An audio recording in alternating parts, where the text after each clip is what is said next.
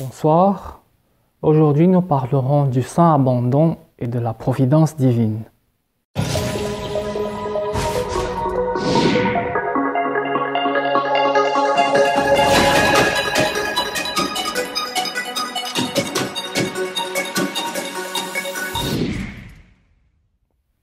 Pour comprendre en profondeur l'abandon, il serait peut-être utile de donner une description de la nature de l'abandon. Ensuite, il sera nécessaire aussi de parler de la providence, parce que l'abandon se fonde sur la providence divine. Et puis, il faudra parler aussi de la tranquillité, ou encore de la paix intérieure, parce qu'il s'agit là d'un moyen privilégié pour pouvoir entrer de façon permanente dans une attitude d'abandon. L'abandon, c'est avant tout une acceptation de la volonté de Dieu.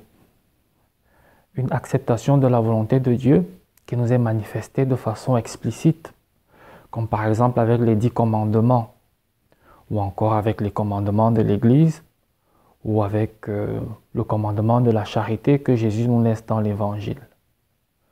Donc, dans un premier temps, c'est une acceptation de la volonté de Dieu qui est manifestée de façon explicite, mais aussi une acceptation de la volonté de Dieu qui nous est manifestée de façon plus implicite. Comme par exemple lorsque nous vivons une situation dans laquelle, à partir de la situation même qu'on est en train de vivre, on comprend implicitement quelle est la volonté de Dieu pour nous. Dans un deuxième temps, l'abandon sera aussi cette capacité à savoir mettre de côté, à savoir nous défaire de toute attitude d'angoisse, de soucis, de préoccupation excessive ou de tension à cause de notre bien naturel ou encore de notre bien surnaturel. Quand on parle de bien naturel, on fait référence par exemple à des choses comme notre santé, comme notre travail, comme nos rapports avec nos proches, dans la famille ou avec nos amis. Les biens surnaturels, par contre, c'est tout ce qui touche notre rapport avec Dieu. Donc la vie de prière, la croissance dans la foi, dans l'espérance, l'approfondissement de notre union personnelle avec Dieu. Donc, toutes ces choses, tous ces biens, peuvent susciter en nous certaines préoccupations qui sont légitimes. Mais l'abandon, le saint abandon, sera justement cette capacité à savoir mettre de côté ces perturbations de notre âme pour entrer dans une attitude d'abandon et de tranquillité. Et nous sommes invités à mettre de côté ces choses à cause d'une certitude. Et cette certitude, c'est que Dieu pourvoira pour nous. C'est que Dieu volontiers pourvoira pour nous. Pourvoira pour notre bien naturel et surnaturel. Cette certitude est exprimée dans 2 textes en particulier des Saintes Écritures. Le premier, c'est la lettre de Saint Paul aux Romains, au chapitre 8, verset 28. Tout concourt pour le bien de ceux qui aiment Dieu. Le deuxième texte, c'est un psaume qu'on connaît, qui est très connu, c'est le psaume 22, qui dit « Le Seigneur est mon berger, je ne manquerai de rien. » Ces deux textes, des Saintes Écritures synthétisent cette certitude. Donc déjà, l'assimilation de ces textes, l'assimilation du contenu de ces textes est déjà un moyen pour entrer de façon permanente dans l'attitude de saint abandon. Ce sont des textes qui résument, qui synthétisent bien ce qu'on appelle la providence divine. Si nous voulons comprendre la providence, ce qu'est la providence divine avec plus de profondeur, nous pouvons nous limiter par exemple à son explication étymologique. La providence, le terme providence, est la traduction du verbe latin providere. Et ce verbe peut avoir deux traductions en français. Et les deux traductions possibles de ce verbe sont aussi deux éléments de la providence. Ces deux traductions sont, le premier d'abord, c'est prévoir. Et puis, la deuxième traduction possible, c'est pourvoir. Et ces deux éléments, prévoir et pourvoir, sont des attitudes qu'on va retrouver généralement chez les gouvernants. Parce que le gouvernant, c'est celui qui a la charge d'une collectivité ou d'une communauté de personnes. Et sa fonction consistera, dans un premier temps, à prévoir, qui est aussi en latin est une contraction de procul vedere, c'est-à-dire voir loin. Parce que le gouvernant doit prévoir, voir loin la finalité de la collectivité ou de la communauté. Et cette finalité est généralement un certain épanouissement des membres de la communauté. C'est ce qu'on appelle le bien commun. Ensuite, il ne devra pas seulement prévoir, il faudra aussi pourvoir à tout ce qui sera nécessaire pour parvenir à cette finalité.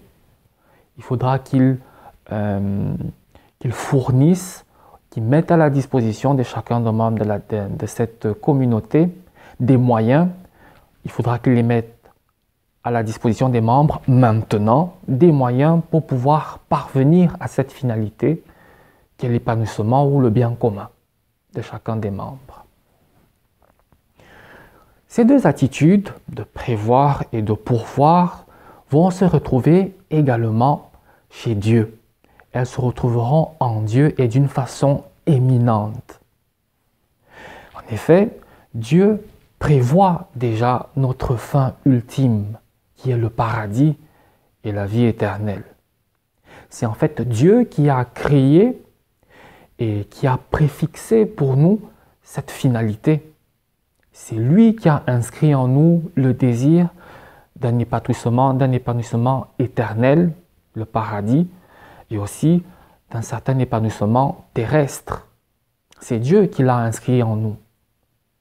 De toute éternité, Dieu avait pensé, il avait eu l'idée d'un bonheur éternel pour l'être humain. Il avait déjà présent à son esprit, il avait déjà prévu un bonheur perpétuel pour chacun de nous. Et aussi, Dieu ne se limite pas seulement à prévoir cette finalité, il va aussi pourvoir de tout ce qui nous sera nécessaire pour parvenir à ce but qu'il a fixé pour nous. Donc lorsqu'on nous invite à l'abandon en la divine providence, nous sommes invités à nous rendre compte, à nous remettre en mémoire, à nous remettre en l'esprit que Dieu a déjà pensé à notre bonheur. Dieu a déjà prévu notre bonheur, notre épanouissement. Et qu'en même temps, il va nous fournir tout ce qui est nécessaire pour parvenir à ce bonheur, à ce bien-être. Quelle que soit la gravité de la situation dans laquelle nous nous trouvons. Parce qu'il s'agit d'une certitude. C'est la Sainte Écriture qui nous transmet ce message. Et ce qui est écrit dans la Sainte Bible est vrai et c'est réel. Donc, c'est nous peut-être qui devrons avoir la disposition adéquate pour correspondre à ce que Dieu a prévu pour nous. De toutes les manières, quoi qu'il arrive, Dieu a tout prévu pour ceux qui l'aiment. C'est pour ça que ce texte de Saint Paul est si important. Il nous dit que dans n'importe quelle situation, du moment que nous aimons Dieu, nous allons déjà vers notre bonheur. D'une manière ou d'une autre, les choses vont s'arranger parce que Dieu a prévu notre bonheur. Donc, toute la question sera de notre côté de rentrer dans cette disposition, de rentrer dans la disposition d'abandon en la providence de Dieu. Et un des moyens qui peut nous aider à rentrer dans cette attitude de total et de sans abandon sera de conserver notre paix intérieure ou encore la tranquillité. C'est quelque chose que nous propose en particulier Jacques Philippe dans certains des ouvrages qu'il a rédigés, en particulier La liberté intérieure et son petit traité sur la paix du cœur. Jacques Philippe explique que lorsque Dieu va pourvoir pour nous, lorsqu'il va essayer de nous aider à nous atteindre le bonheur que nous tous nous recherchons naturellement, il le fera à travers la mission ou l'envoi de son Esprit Saint. Seulement que l'Esprit Saint pourra agir en nous uniquement si nous sommes tranquilles. Et pour exprimer cet état de choses, Jacques Philippe propose un exemple qui est très beau. Il explique que afin que la mer puisse refléter l'image du soleil qui se couche, il faut que la mer soit sereine. Il faut que la mer soit tranquille. Parce que si la mer est agitée, si la mer est tumultueuse, si elle est agitée de part et d'autre par des mouvements pendant la tempête, elle ne sera pas en mesure de refléter et de rendre l'image du soleil. La même chose se produit en nous. Le Saint-Esprit pourra faire son action en nous et imprimer une image de Dieu en nous uniquement si nous sommes tranquilles. Il y a un passage de la lettre aux Galates où Saint Paul exprime les fruits du Saint-Esprit. Et parmi ces fruits, il y a la joie, la paix et la patience. C'est seulement si nous avons ces fruits-là que nous pouvons savoir qu'il y a le Saint-Esprit en nous et que le Saint-Esprit peut agir en nous. Et de cette manière que Dieu pourra faire son action en nous pour nous amener vers la félicité éternelle. Donc tout le travail devrait consister à savoir nous maintenir dans cette tranquillité. Et de manière beaucoup plus spéciale lorsque nous serons agités pour des raisons bonnes, comme par exemple pour notre sanctification. Parce que de fait, nous commençons à nous agiter d'habitude lorsque nous faisons face à nos défauts, lorsque nous nous rendons compte que nous stagnons dans la vie spirituelle, dans les mêmes péchés, les mêmes vices, sans aucun progrès. Alors nous nous agitons contre nous-mêmes, nous commençons à trépigner. Cette attitude ne permet pas au Saint-Esprit de faire son action en nous et de nous faire progresser spirituellement. C'est ce que Jacques Philippe nous explique. C'est aussi pour cela que la question de l'abandon dans la providence divine est fortement liée à la notion d'humilité, mais d'humilité véritable, d'une humilité expérimentale. Un bon exemple d'abandon nous est donné par la Vierge Marie au moment de l'Annonciation. Parce qu'il y a l'ange Gabriel qui apparaît et qui lui fait part du projet de Dieu. Et ensuite, la Vierge Marie pose une question pour savoir comment ce sera possible l'incarnation puisqu'elle est vierge. Ensuite, l'ange lui donne quelques explications et puis elle dit « Fiat, voici la servante du Seigneur qui me soit fait selon sa parole. » Parfait abandon. Demandons donc à la Sainte Vierge Marie qu'elle nous obtienne la grâce d'entrer petit à petit dans cette attitude de tranquillité et de total abandon dans la providence divine.